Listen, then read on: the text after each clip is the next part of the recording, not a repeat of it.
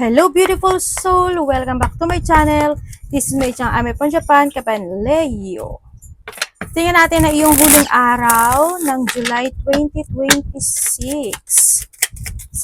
Maraming salamat sa inyong lahat Sa mga gusto magpa-personal reading, lalagay ko po dyan yung aking FB sa, oh my god, yung FB ko sa YouTube channel, or punta kayo sa description below, 245, at yan ko lang nyo kuhanin yung link, nakadyan yung link, para hindi rin kayo ma-scam, dyan nyo na lang kukuhanin. General reading tayo, Leo, para kay Leo.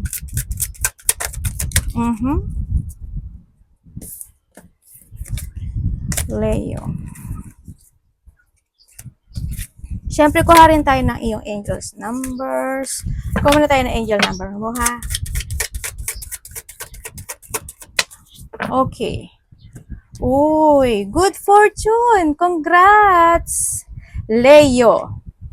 Sa mga huling araw ng iyong July, yes, there's a good fortune. Maaring related sa itong number na to, 1331 and 1144, high vibes, yan. Hindi yung divine intervention. Ibig sabihin, merong, what goes around comes around. Ibig sabihin, maganda yung mangyayari kasi also we have the good fortune, the beginning of growth, your success, your goal, and your achievement. Congrats. Advice, comfort, major change to individuality, independence. Have faith in your skill and talent, kung ano mga ginagawa nyo, as they are a tool that can provide you with bright future. Ibig sabihin, kung ano yung meron ka ngayon, kung ano yung na ginagawa nyo ngayon, yun yung makakatulong sa'yo for a good fortune. A piece of a good advice, a moment of enlightenment, or comforting message is on its way. May mga messages na darating sa buhay mo, or pwedeng may mga magko-comfort sa'yo, or may mga idea na papasok, may mga sign na darating sa buhay mo. Magforso ka doon kasi also that's a good fortune at makakatulong yun para sa'yo. And everything will work out in your favor. Kung may mga idea na naiisip mo, good fortune yun, victory and succession I-pursue nyo yun kung ano naiisip nyo kasi yun yung magiging major change ng buhay mo. And may mga uumpisahan ka, parang may gusto kang simulan o gusto mong umpisahan o gusto mong i-pursue, Well, yun. Kung ano man yung mga message na ibibigay sa ng universe, manggagaling yun sa idea mo, sa maiisip mo, sa mga plano mo. Yan, may mga new beginning sa inyo. Congrats! Ang ganda ng card mo. And syempre, shepherd. Meron kang Gemini, Libra, maaring related ka sa kanila. Passion and intelligence. Ibig sabihin, andito yung sitwasyon na may mga pag-aaralan. We have the 2031. Ako nakita sa iyo. Yan, maaring related ka kay Pisces, Libra, and Gemini. Unahin muna natin ito Okay, when it comes sa intelligence, sa yung number 20 kasi, 20 is your plan. Kung maganahan dito yung sinabi ko sa iyo, di ba, the major changes and the idea and then yung beginning of growth and achievement happen into your life. Kasi yun yung magiging good fortune, victory and success mo sa buhay mo. Ito yung sitwasyon, may mga iniisip ka ng mga bagay. Nagkakaroon ng enlightenment sa buhay mo. May mga bagay ka na naiisip na gusto mong gawin. Doon ka sa point na yon. May, kumbaga, nagsisik ka ng mga information, naghahanap ka ng mga information na doon sa point na yon. May mga bagay sa iba sa inyo na parang gusto mong i-transform, baguhin, ganyan, physically, emotionally, spiritually, or mga bagay na pinag-aaralan mo talaga, o pag-aaralan mo, inaalam mo, sinasiyasat mo. Well, kasi candle kasi is enlightenment, ito yung makakatulong sa'yo, itong sitwasyon na to. Well, it's good kasi nagsisik ka ng mga information, naglalakim ka ng mga information, at yung message na yun, yung makakatulong sa'yo kasi ibig sabihin, kung naisip mo itong mga idea na ito, or naisip mo yung mga bagay na gusto mong gawin this time, isa yon sa message na ibinibigay sa iyo ni universe. Congrats, sa iyong message. And we have the passion. Ito yung passion yung sinasabi dito is your skill, your talent. Ibig sabihin, kumbaga, Leo, kasi ikaw yung tao na you're doing your passion. Kumbaga, gagawin mo yung gusto mong gawin. Ganun ka naman talaga Kumbaga, pag ginusto mo, ginusto mo. Pag ayaw mo na talaga, ano, nandun ka kasi sa point na yun, ano, well, it's also the sign na ibinibigay sa iyo ng universe to enlighten and to awake sa isang sitwasyon sa buhay mo, no? And yung sinasabi nito, also there's a new beginning. Kung titignan mo yung 13 and 31, also we have the 31, di ba? Di ba? It's a sign. It's a sign of growth. Andito yung sitwasyon na you're structuring or restructuring situation in some aspect of your life, kung saan yan, pwedeng sa sarili, pwedeng sa mga idea na pinag-aaralan mo o inaalam mo this time, pwedeng nandun sa point na yon. Sa iba sa inyo is, kasi this a flower, ibig sabihin this a beautiful things happen into your life, also this a changes, handun din yung mga kasiyahan, love, money, mga papuri, pasasalamat, sa iba sa inyo. Sa iba sa inyo is siguro mas more ka mag-focus din sa sarili mo this time, ganyan. You're doing your activity, passion, skills, something activity na makakatulong sa physical mo, ganyan. Baka magja-jogging ka, magte-treadmill ka, or doing something, yoga, mga ganyan. Kung ano yung mga activity na makakatulong sa yung physical, na sa iba sa inyo. Also, this is a new beginning sa iba sa inyo. But still, handun yung kasiyahan. Also, with sa iba naman sa inyo, this is a new romance. Yon. Ibig sabihin, may tao na nagsisiyasat sa iyo, may tao na gusto kang makilala, may tao na gusto kanyang, parang ini-spy ka niya, maybe sa iba, yan, maaring sinisiyas. At nagkakaroon siya ng attraction pagdating sa iyo, o, di ba? Sana all. Congrats sa yung new beginning, kasi ang ganda ng card mo. Pag blossoming, ito, no? And also we have the Gemini. Bakit related ka kay Gemini? Also, Gemini kasi is the air sign, when it comes sa'yo, kung maghahandon point yung dito sa number 20, is your thinking. Kumbaga, you're doing something new, o may naiisip ka na gusto mong umpisahang bago sa buhay mo. Siguro your creativities, your ideas, may mga excitement situation, or may mga adventurous ka na gagawin sa buhay mo. Kumbaga, nahandun you're thinking, handun yung powerful, parang nag-activate ka this time. Alam mo yun, parang may mga sitwasyon na gusto mo i-activate or gusto mo mag-activate. Kasi sabi nga, dito rin yung transformation, di ba, na nagaganap sa iba sa inyo. Yun na nakikita ko sa iba sa inyo. Well, gawin nyo yun, maganda siya. As in, makakatulong ito sa iyo at magsa-success naman. Successful ang ending nito. Congrats sa iyong successful happen into your life. And also, meron kang Libra. No, Libra, pwedeng connected ka rin kay Libra. Also, pagdating dito kay Libra is, this a situation, also same kasi sa ni Gemini, sa nakita ko dito. May mga bagay ka na, syempre, tinitimbang. No? May mga bagay ka na tinitimbang. May mga bagay ka na gusto mong alamin, no? May mga bagay ka na pinag-iisipan, naghahanap ka ng clarity doon, kumbaga. Pwedeng iba sa inyo, maybe you're involved when it comes to a justice, law, pwedeng nado sa point na yon, no? Sa iba naman sa inyo is nado sa point na, siguro sa sarili mo, kung sa sarili mo, handun yung point na maari nag-diet ka na, nag-iingat ka sa mga iniinom at kinakain mo, pwedeng nahado sa point na yun. Physically concerned ka na sa sarili mo. Sa iba naman sa inyo is yung idea mo, ganyan, may mga naghahanap ka ng clarity, may mga bagay na gusto mo desisyonan this time, nahandun yung point din sa iba na mas nagiging balance ka this time. May mga bagay ka na gusto mong aksyonan, ganyan, pero pinag-aaralan mo daw siya. Gawin mo siya, magiging siya. Sa nakita ko, magiging okay siya. Sa iba, sa inyo. May mga bagay ka na, sa iba sa inyo, may mga bagay o sitwasyon kayo na kailangan nyo itama. Ganyan. No? Congrats. And siyempre, meron kang Pisces. Pwedeng related ka rin sa Pisces. No? Sa iba, sa inyo. Fish to. Mahilig ka ba sa fish?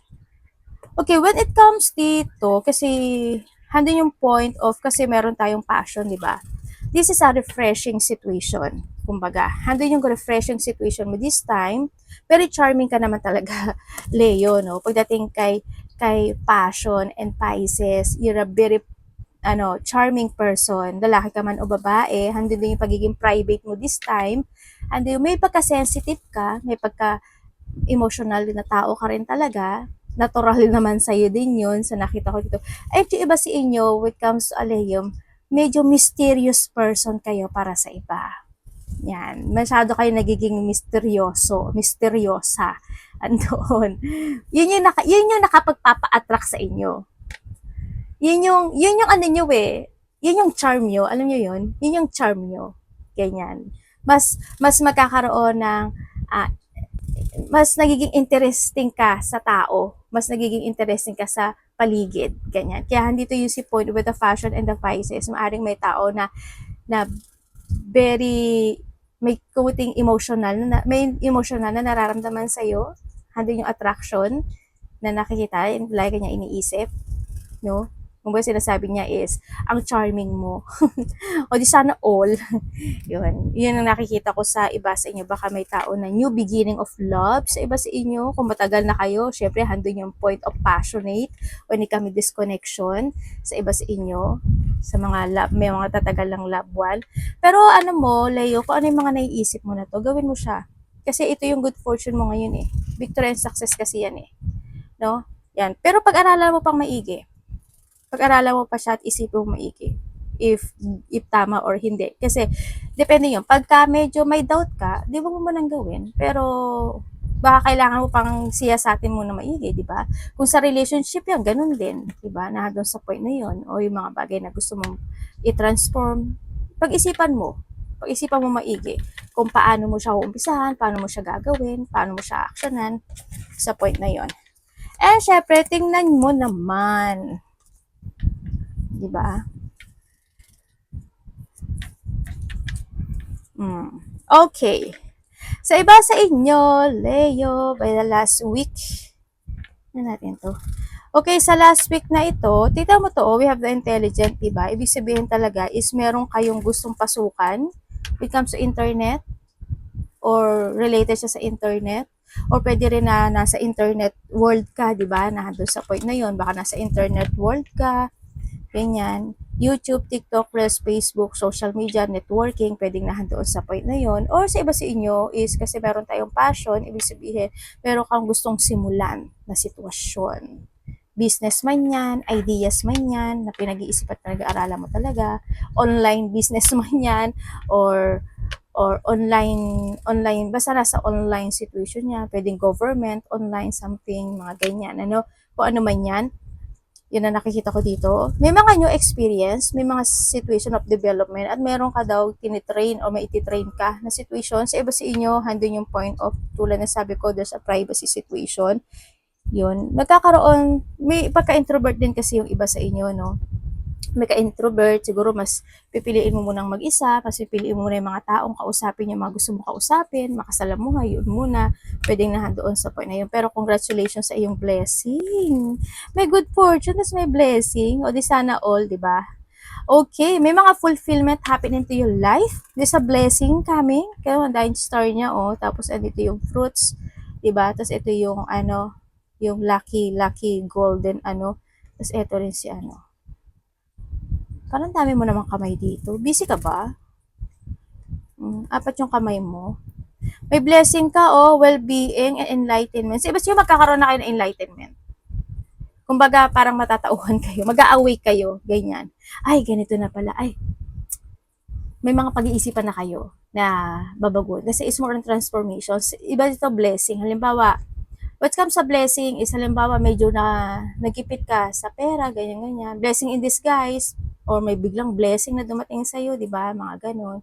Kung ano blessing yan, congratulations. May mga fulfillment, ibig sabihin may mga magaganap na magpo-fulfill sa buhay. Andito rin yung point of may mga bagong pinag-iisipan na kontrata or contract, project. Also, dito isa project din kasi isa fashion. Sa iba sa inyo, may mga creativity, passion, or project na pinaparating sa iba. Sa nakita ko dito, you pulling yourself sa isang sitwasyon, parang may gusto kang gawin o i-push yung sarili mo doon sa sitwasyon na yon, or kinakailangan mo talagang i-push yung sarili mo doon, pwedeng nahandoon sa point na yun. Pero kung sa relationship na yan, na nagkaroon na kayo ng hiwalayan, please naman, maawa kayo sa sarili nyo. Don't push, wag mo i-push yung sarili mo sa taong ayaw na sa'yo. Masakit yun. At the end, masakit talaga yon. Kasi ikaw lang din yung masasaktan. No, imbis na dumating sa iyo yung blessing, ang pinaka best point na lang doon siguro is learning, no? Na doon sa point, syempre mahalin mo yung sarili mo kasi kung gusto mo na puro pain, edi magstay ka pero wag mo nang ipilit yung sarili mo with comes sa love na ganito. Sa trabaho mo, syempre, it's good kasi handito yung point na mas magiging maganda yung flow ng pera mo o patungo ka na doon sa magaang na sitwasyon na ng kaperahan or trabaho. Halimbawa, may mga dagdag oras, night shift, o kaya is mas magiging busy ka na, papunta na sa busy time, mga ganong sitwasyon. Yan. And then also, when it comes sa accident, ingat na lang din kayo. Caution lang naman ito. Ingat din and warning lang din naman.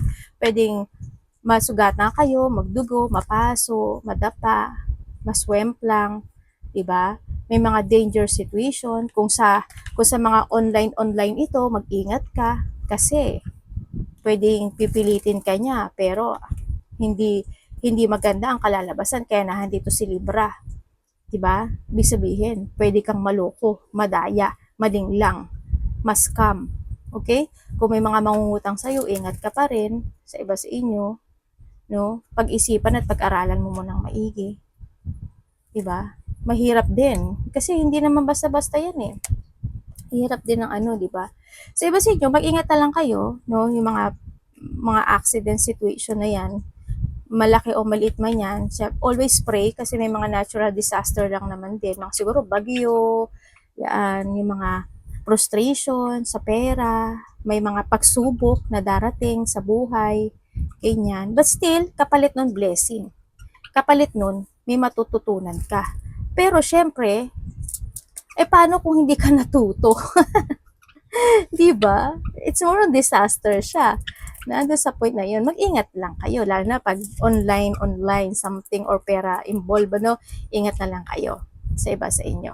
Sa iba sa inyo, kung may mga sitwasyon na nagkaroon ng mga hindi magandang sitwasyon when it comes to a health issue, there's a recovery happen into your life. Ganyan, ikaw o sa pamilya mo, nandun sa point na yon. Sa iba sa inyo, kung sa love life ito, is may tao na sobrang nasasaktan siya. No?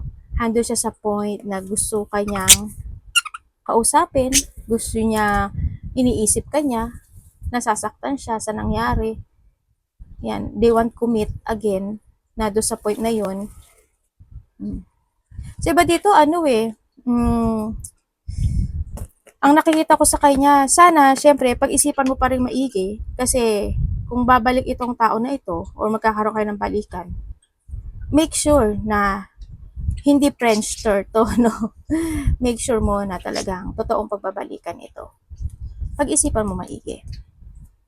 Yun na nakita ko dito sa iba sa inyo. Pero kung sa blessing mo, ingat kayo sa accident. There's an accident.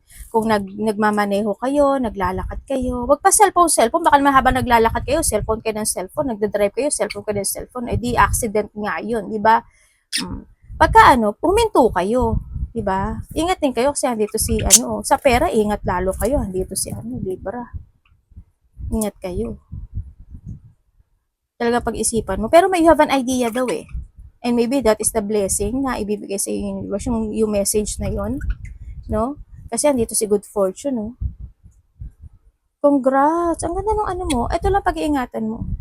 Well, sa wala namang pangit. Siguro ang pag-iingatan mo lang itong accident. Ito lang. No? Yan. Siyempre, baka naman nagluluto ka, di ba? Tapos mahiwa ka. Yan.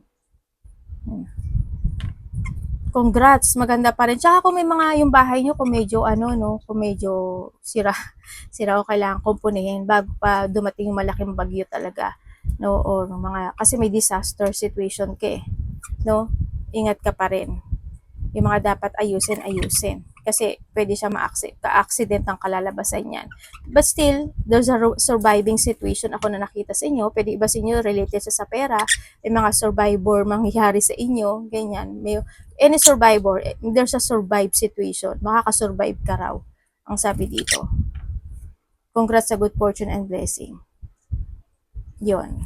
Arigato namaste, God bless.